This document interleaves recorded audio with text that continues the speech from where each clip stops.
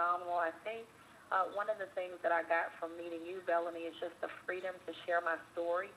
And I share it so freely because I think the first 3 years after I had gotten over the postpartum depression, I would never really talk about it. I wrote my book, but then I kept it in secret because when my book first came out, the first thing people would do is they would look at me and say, well, how are you doing now? Are you okay? And so I thought, I can't share my story because I don't want people to think that there's something that can happen, that I'll relapse, or that I'm not totally okay.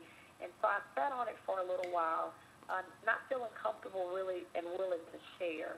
But what I found is that as I began to share, that I felt better and I felt empowered because I could tell other women who were strong just like me, smart just like me, intelligent just like me, that it's okay.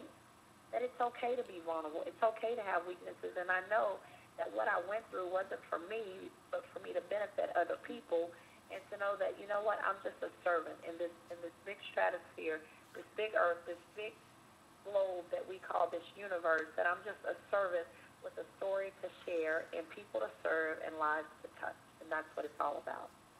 Isn't it interesting that the very thing that you suffered with while you were just coming into that collapse and coming over the deep end was the fear of vulnerability, the fear of others caring and taking care of you, and you being dependent on the energy and support of others.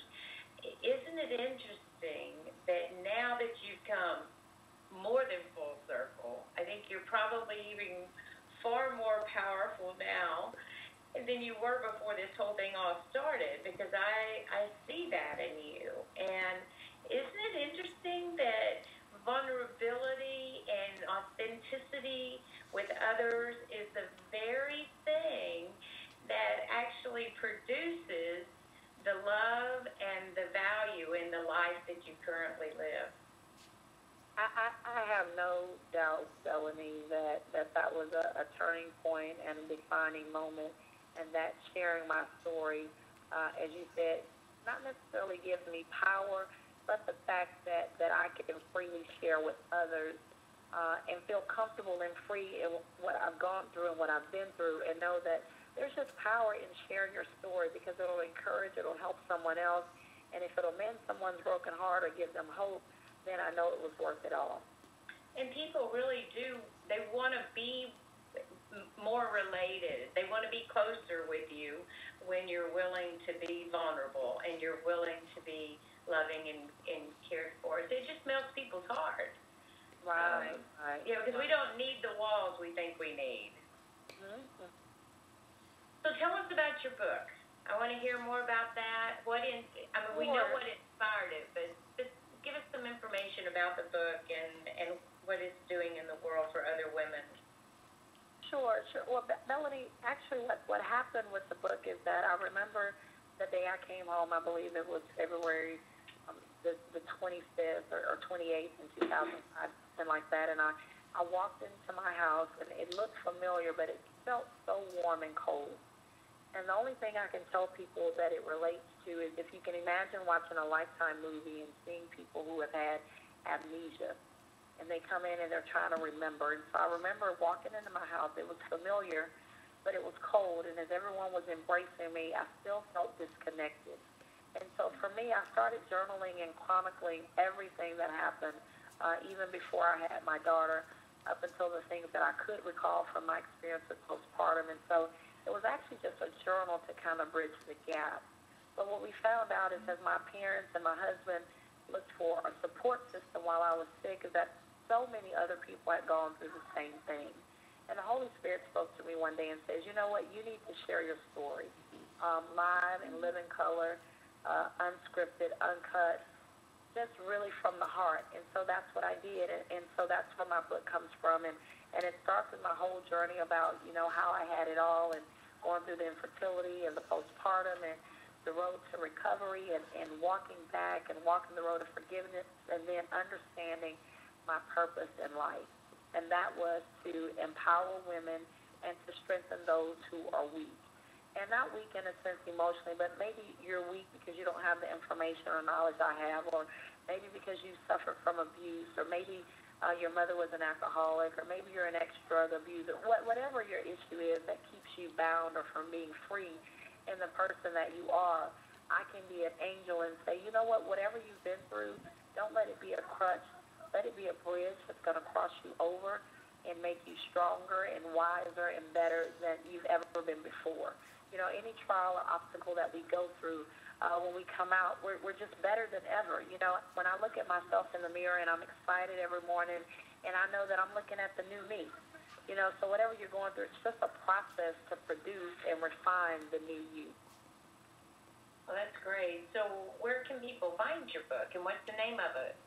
It's actually, the name of my book is entitled A New Mother's Journey from Postpartum Depression to Divine Promise and Purpose. It can actually be ordered on my website, which is houseofmadison.com. That's HOUSE and my daughter's name, Madison, MADISON.com. And I'm also available, the book is available on Amazon.com and BarnesandNoble.com. Yeah, congratulations. Thank you so much. Oh, you're quite welcome. So did you go back to the boardroom? You know what? I did do that for a little while, and I think personally I wanted to go back for one to be sure that I could still do it after that.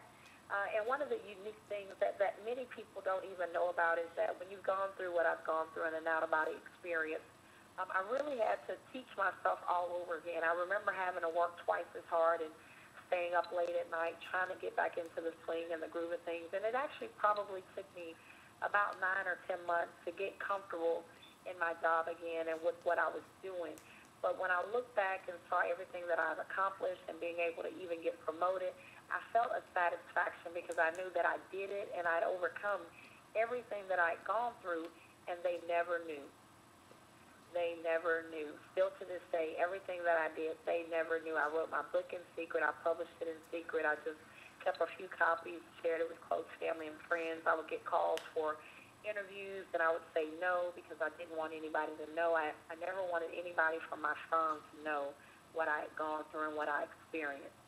And so over time, that began to bother me and disturb me because here it was, I had this great story that I felt like could empower other people. And I was working 60, 70 hours a week and traveling about 85% of the time. And so in December 2008, I decided to leave corporate America and become an entrepreneur full-time. And I've never... You said 2008? 2008, December 2008. That's when I officially left.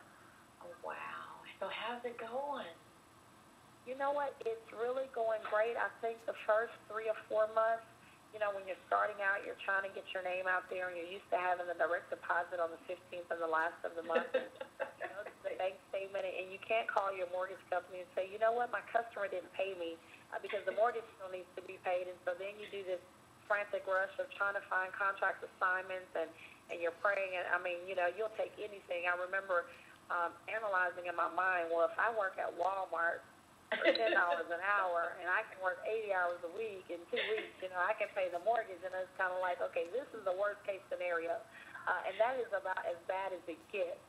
And one day I told my husband, I said, you know what, I've been spending about 4 or 5 hours on the Internet every day trying to find a contract position, and everyone said that, you know, you're overqualified. If I would have heard one more time that I was overqualified, I was thinking to myself, okay, you really priced yourself out of the market. And all I did was refocus that energy, and I told my husband, I said, you know what?